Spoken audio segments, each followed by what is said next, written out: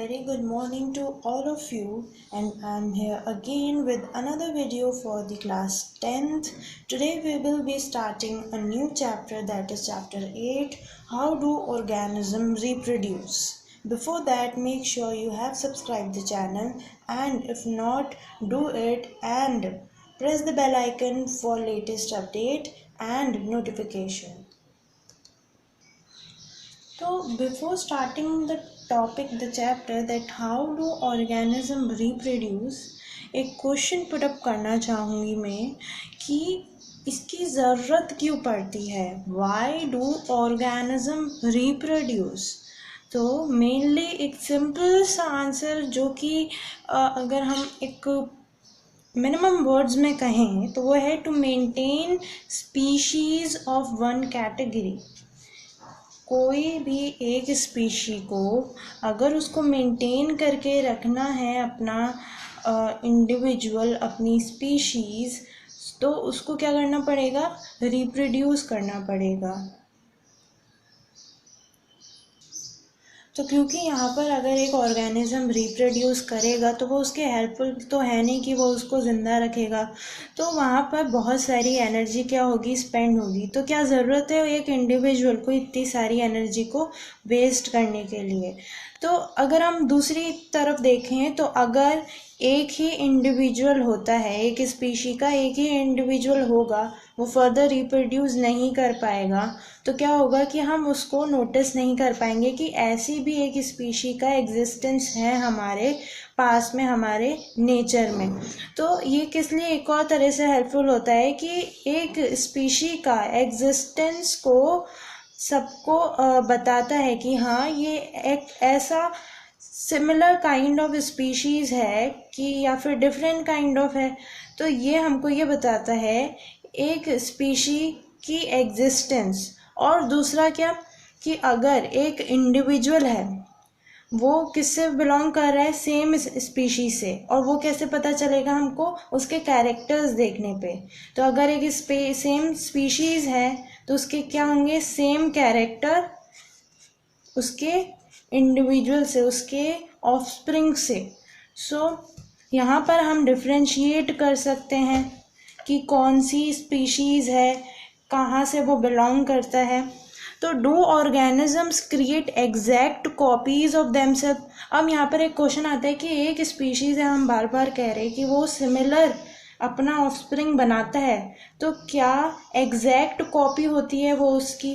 तो organism similar लगता है, क्यों, क्योंकि उसकी जो बॉडी डिज़ाइन होती है वो सिमिलर होती है. सबसे पहले तो उसकी क्या होगी, बॉडी डिज़ाइन जो होगी वो सिमिलर होगी. If body design are to be similar, the blueprints of these design should be similar. अगर बॉडी की हम बात कर रहे हैं, अगर वो सिमिलर है तो किस वजह से हुई होगी, क्योंकि उनके जो ब्लूप्रिंट्स हैं डिज़ाइन के वो सिमिलर होंगे. दस reproduction at its most basic level will involve making copies of the blueprints of the body design. तो बेसिक लेवल पे अगर हम जाकर देखें तो जो ब्लूप्रिंट्स होंगे बॉडी के डिज़ाइन के, जब उनकी हम कॉपी करते हैं तो क्या हमें मिलता है, सेम तरह की बॉडी डिज़ाइन का ऑफस्प्रिंग. सो क्लास 9th में हमने पढ़ा था कि क्रोमोसोम जो होते हैं वो कहाँ पे पाए जाते हैं, न्यूक्लियस में. न्यूक्लियस के अंदर क्या होते हैं, क्रोमोसोम. ठीक है. और ये क्या सेल, हर सेल में क्या होता है, एक न्यूक्लियस, जो कि क्या कंटेन करता है, इंफॉर्मेशन को. और ये इंफॉर्मेशन फर्दर कहाँ इनहेरिट होती है, दूसरी जनरेशन में, in the form of DNA, that is deoxyribonucleic acid. So DNA in the cell nucleus is the information source of making protein. तो यहाँ पर DNA किस लिए हेल्प करता है, इंफॉर्मेशन सोर्स, जो कि बेसिक सोर्स है इंफॉर्मेशन का, वहाँ से हमें मिलता है जिससे फर्दर प्रोटीन का हम जनरेट करते हैं. So if the information is changed, different protein will be made. अगर इंफॉर्मेशन चेंज हो गई और एक नया प्रोटीन बन गया तो उस डिफरेंट प्रोटीन से क्या होंगे, बहुत सारे अल्टर्ड बॉडी डिज़ाइंस हमको मिलेंगे. यहाँ पर वेरिएशन आ गया. अगर ये इंफॉर्मेशन चेंज हो गई तो क्या होगा, प्रोटीन भी चेंज हो जाएगा, जिसकी वजह से जो फर्दर क्या है बॉडी डिज़ाइन है किसकी, इंडिविजुअल की, वो भी क्या हो जाएगी, चेंज हो जाएगी। Therefore, a basic event in reproduction is the creation of a DNA copy. तो सबसे नेसेसरी ये है, अगर हमको एग्जैक्ट कॉपीज चाहिए तो एग्जैक्ट कॉपी किसकी होनी चाहिए, डीएनए की। तो cells use chemical reaction to build up copies of their DNA. क्या होती हैं, केमिकल रिएक्शंस होती हैं जिससे कॉपीज बनती है डीएनए की। These creates 2 copies of DNA in a reproducing cell. अब यहाँ पर एक डीएनए की 2 कॉपीज बनती है, कहाँ पर, रिप्रोड्यूसिंग सेल के अंदर, और वो किसको, they will need to be separated from each other. अब वहाँ पर 2 कॉपीज तो बन गई, अब यहाँ से इन दोनों को ही सेपरेट होना पड़ेगा। However, keeping one copy of the DNA in the original cell and simply pushing the other one out would not work. अब हमने क्या किया, डीएनए की 2 कॉपीज बना ली। तो एक तो है हमारी ओरिजिनल सेल में, दोनों ही पहले तो ओरिजिनल सेल में ही रहेंगी, पर एक को हम क्या कर देंगे, पुश आउट कर देंगे। क्यों, क्योंकि ताकि एक न्यू इंडिविजुअल का फॉर्मेशन हो। पर यहाँ पर केवल और केवल डीएनए ही काफ़ी नहीं है, उसको हमको एक स्ट्रक्चर प्रोवाइड करना पड़ेगा, ऑर्गेनाइज्ड स्ट्रक्चर, जिससे वो लाइफ प्रोसेसेस को मेंटेन करके रख सके। तो डीएनए कॉपिंग के साथ साथ में एक एडिशनल सेलुलर अपैरेटस हम उसको बना के देंगे, ताकि उसके अंदर वो सस्टेन कर सके उसकी लाइफ। तो a cell divides to give rise to 2 cells. These 2 cells are of a course similar, but are they likely to be absolutely identical? The answer to this question will depend on how accurately the copying reaction involved occur. अब यहाँ पर ये exactly ही same होगा, ये किस पे depend करता है कि कितनी अच्छे से उसकी कॉपी हुई है डीएनए की। No biochemical reaction is absolutely reliable. Therefore, it is only to be accepted that the process of copying the DNA will have some variation each time. As a result, the DNA copies generated will be similar but may not be identical to the original. जैसे कि अभी हमने पढ़ा कि कोई भी ऐसी biochemical reaction नहीं है जो कि रिलायबल हो एब्सोल्युटली। यहाँ पर हर, जैसे कि हम बात कर रहे हैं डीएनए की, यहाँ पर अगर हम कॉपी कर रहे हैं तो वहाँ पर कोई ना कोई ऐसे वेरिएशंस आ ही जाएंगे जिससे वो आइडेंटिकल ना रह सके उसकी ओरिजिनल कॉपी से। तो DNA that would not lead to such a drastic outcome. तो जो सर्वाइविंग सेल है जो सिमिलर है उसके, पर कुछ ना कुछ वहाँ पर डिफरेंट है ईच अदर से, तो ये क्या किसको फर्दर किसको जनरेट करता है, इवोल्यूशन को। और ये किसका बेसिस बनता है, इवोल्यूशन का, जो कि हम नेक्स्ट चैप्टर में पढ़ेंगे। अब द इम्पोर्टेंस ऑफ वेरिएशन, ये वेरिएशंस जो आ रहे हैं इनकी इम्पोर्टेंस क्या है। तो population of organism fill well-defined places or niches in the ecosystem using their ability to reproduce. The consistency of DNA copying during reproduction is important for the maintenance of body design features that allow the organism to use the particular niche. Reproduction is therefore linked to the stability of the population of species.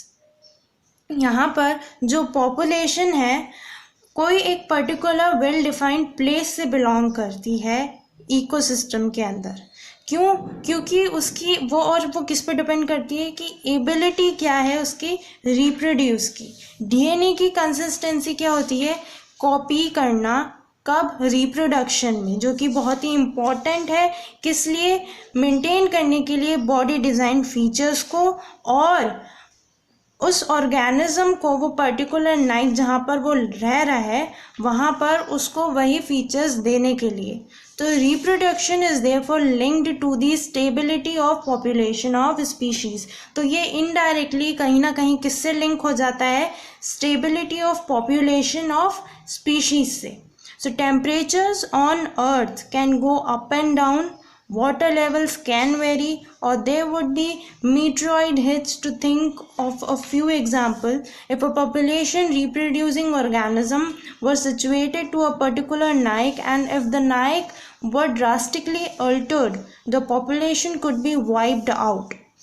हम अगर example के तौर पर लें, अर्थ के ऊपर temperature का variation होना, बढ़ना या घटना, वाटर लेवल्स में भी वेरी होना, और कभी अगर कोई मेट्रॉइड आकर अर्थ के ऊपर हिट हो जाए, जो वो पर्टिकुलर एरिया रीजन में जो नाइक है जो वहाँ पर रह रही है, तो वो वहाँ पर क्या होगा, एक ड्रास्टिकली अल्टर्ड आएगा, चेंज आएगा, जिससे वो पूरी पॉपुलेशन क्या हो जाएगी, ख़त्म हो जाएगी.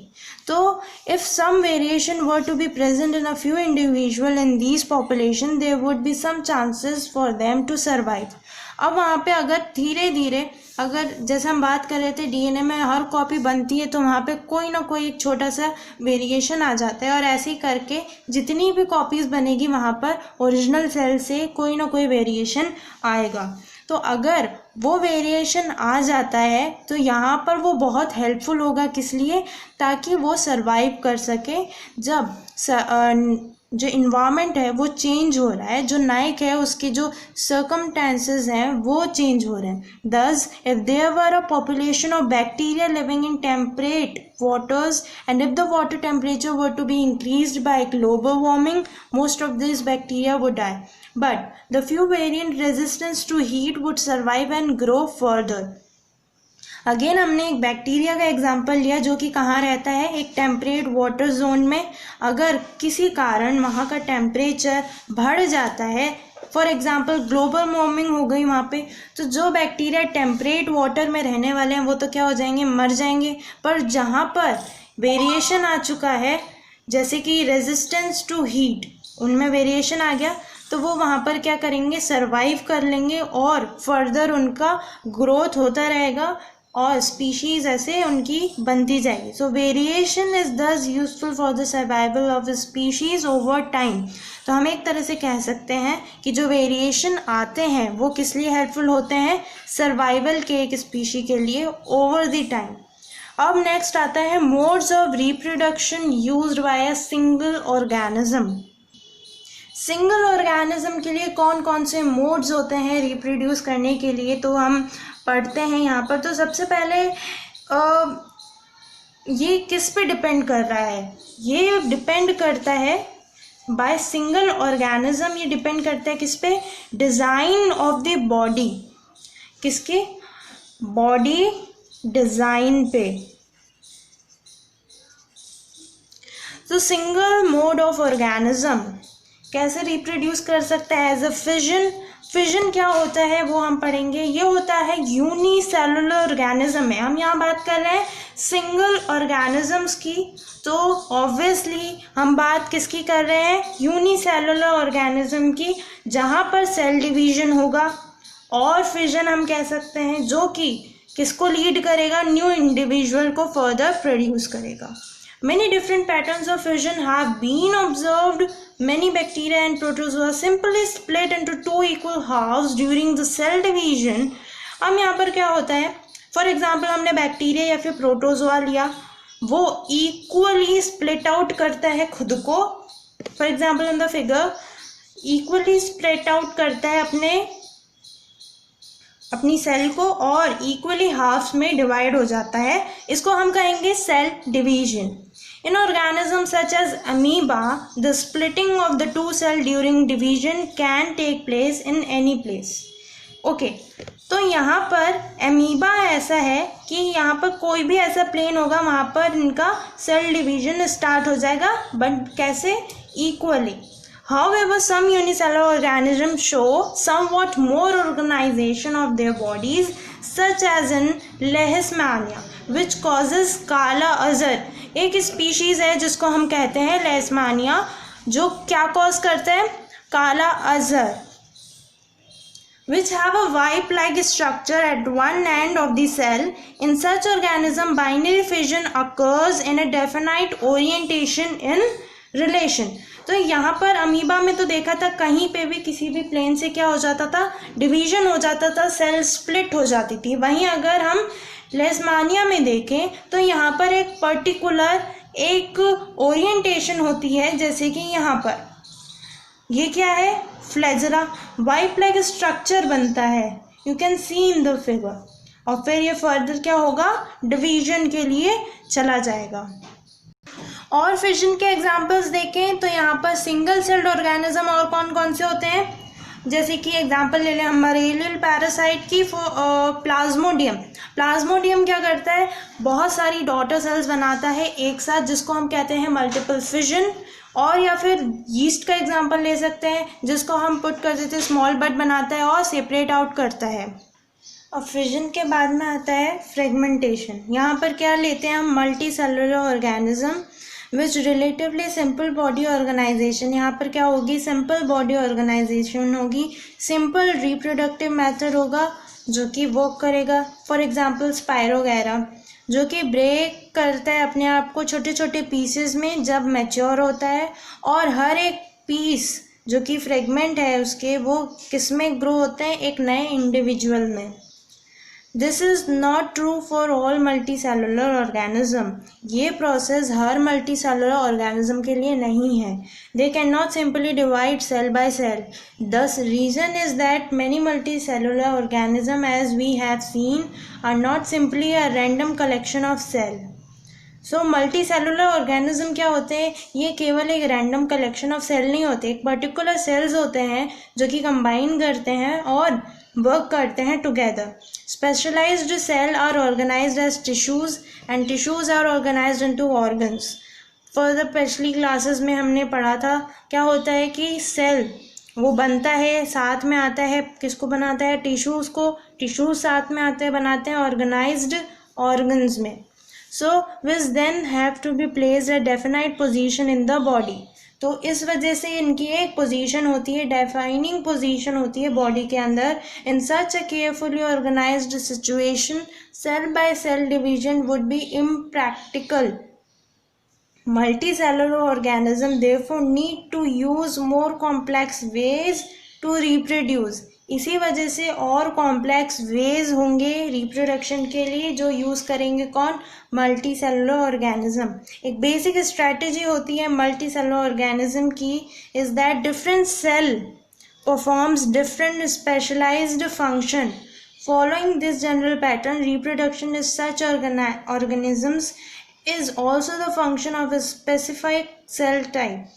How is reproduction to be achieved for a single cell type if the organism itself consists of many cells? The answer is that there must be single cell type in the organism that is capable of growing, proliferating and making other cell types under the right circumstances.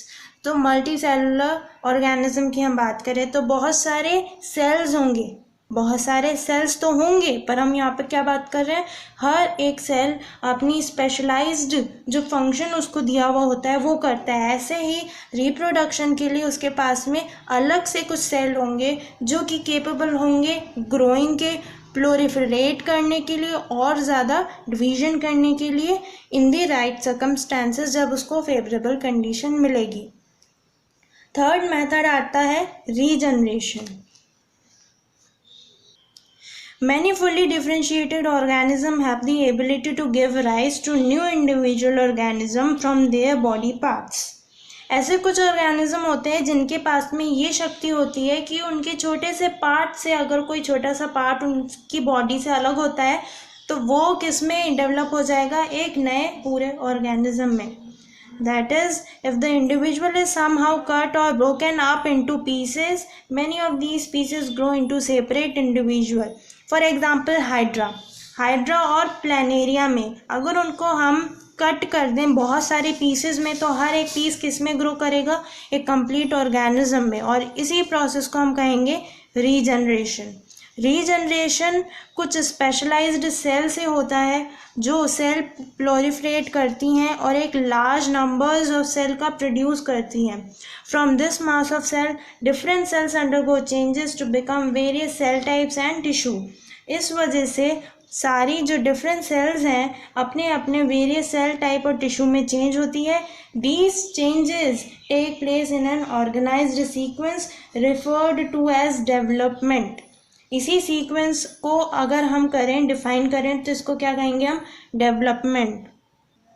For the fourth हमारा method आता है budding. Budding organism में for example hydra में होता है, सबसे अच्छा example है। हाइड्रा के अंदर क्या होती है? बडिंग। अब कैसे होती है कि जो रीजनरेटिव सेल है उसको ये रिप्रोड्यूस करता है, किसके लिए? एक बर्ड बनाने के लिए, ठीक है। So in Hydra, a bud develops as an outgrowth due to repeated cell division at one specific site। एक पर्टिकुलर साइट होगी, यहाँ पे हम फिगर में देख सकते हैं, ये एक पर्टिकुलर साइट है जहाँ से क्या बना? एक बर्ड बना, और बर्ड से फर्दर क्या पड़ा? बना एक दूसरा न्यू ऑफस्प्रिंग बन गया इसका, और जो कि बाद में डिटैच हो जाएगा मैच्योर होने पर। These birds develop into tiny individual and when fully mature detach from the parent body and become a new independent individual, जैसे कि अभी मैंने बताया था। फिफ्थ प्रोसेस आता है या फिफ्थ मेथड आता है वेजिटेटिव प्रोपोगेशन। तो बहुत सारे, अब यहाँ पर प्लांट्स की हम बात करते हैं, जैसे कि पार्ट्स होते हैं प्लांट्स की, क्या? रूट, लाइक स्टेम, लीव्स, जो कि डेवलप करते हैं न्यू प्लांट में एक कंडीशन में। जैसे कि रोज़ लिया, रोज़ के अगर हम स्टेम काट करके दूसरे में सॉइल में लगाएंगे तो एक इंडिविजुअल प्लांट हमको मिल जाएगा।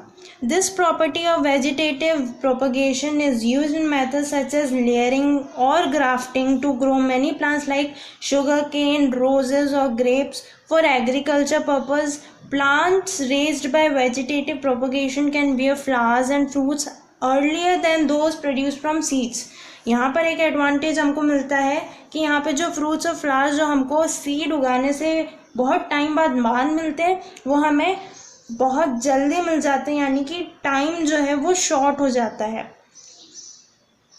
Such methods also make possible the propagation of plants such as banana, orange, rose and jasmine that have lost the capacity to produce seeds। अब कुछ फ्रूट्स ऐसे भी होते हैं, कुछ प्लांट्स ऐसे भी होते हैं जो सीड्स नहीं बनाते। For example banana, orange, rose and jasmine, इनके पास में कैपेसिटी ही नहीं होती कि सीड बनाए। तो इसी ये वेजिटेटिव प्रोपगेशन के थ्रू इनकी ग्राफ्टिंग होती है, अलग अलग मेथड्स होते हैं, उनके थ्रू हम न्यू इंडिविजुअल का फॉर्मेशन करते हैं। Another advantage of vegetative propagation is that all plant produce are genetically similar enough to the parent plant to have all its characteristics।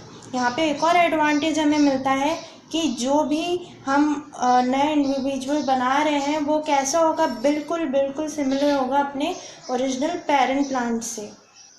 अब यहाँ पर देखते हैं फॉर एग्जांपल बायरोफिलम। ये एक लीफ है बायरोफिलम की, जहाँ पे उसके लीफ के ही कॉर्नर्स पे, टिप्स पे क्या होते हैं? नए बर्ड्स आके फूटने लग जाते हैं, और ये फॉल होते हैं कहाँ पे? सॉइल पे, और एक नया प्लांट डेवलप करते हैं। हमारा लास्ट कौन सा मेथड बच जाता है? स्पोर फॉर्मेशन का। ओके, तो यहाँ पर क्या होता है? Even many simple multicellular organism specific reproductive parts can be identified. तो ठीक है, अब जैसे कि राइजोपस का हम एग्जांपल लेते हैं, जहाँ पे क्या होता है? स्पोर फॉर्मेशन होता है। कैसे? थ्रेड लाइक स्ट्रक्चर बनता है, डेवलप करता है किस पे? ब्रेड पे। हमने देखा ही होगा। वो क्यों होता है? क्योंकि वहाँ पर हाइफेज, उनको क्या कहते हैं हम? पहली बात तो हाइफेज कहाँ पे हो रहा है? ब्रेड पे। हम देखते हैं कि फफूंद सी लग जाती है, उसको क्या कहते हैं हम? राइजोपस। वो क्या है? Rhizopus. They are not reproductive parts. On the other hand, the tiny bulb on a sticky structure are evolved in reproduction. The bulbs are sporangia, which contain cell or spores that can eventually develop into new ribosome individual. The spores are covered by thick walls that protect them until they came into contact with another moist surface and can be grown। तो यहाँ पर इनके hyphae में कुछ spores का production होता है जो कि तभी ग्रो करते हैं जब उनको एक प्रॉपर मॉइस्ट सरफेस मिलता है, कंडीशन मिलती है, और वो इंडिविजुअल में फॉर्म हो जाता है। So all the modes of reproduction that have we discussed so far allow new generation to be created from a single individual. This is known as asexual reproduction. जो हमने मेथड्स अभी पढ़े reproduction में, वो कैसे थे? सिंगल इंडिविजुअल से, single cell से जनरेट होने वाले, और इनको हम क्या कहेंगे? Asexual reproduction. तो असेक्सुअल रिप्रोडक्शन हम क्या कह सकते हैं, जहाँ पर केवल एक इंडिविजुअल दूसरे ऑफस्प्रिंग को प्रोड्यूस कर रहा है, उसको हम कहेंगे asexual reproduction. So this was all for today. I'll be coming back with another interesting video on this to complete the chapter. So stay tuned by subscribing our channel and hit the bell icon for latest updates.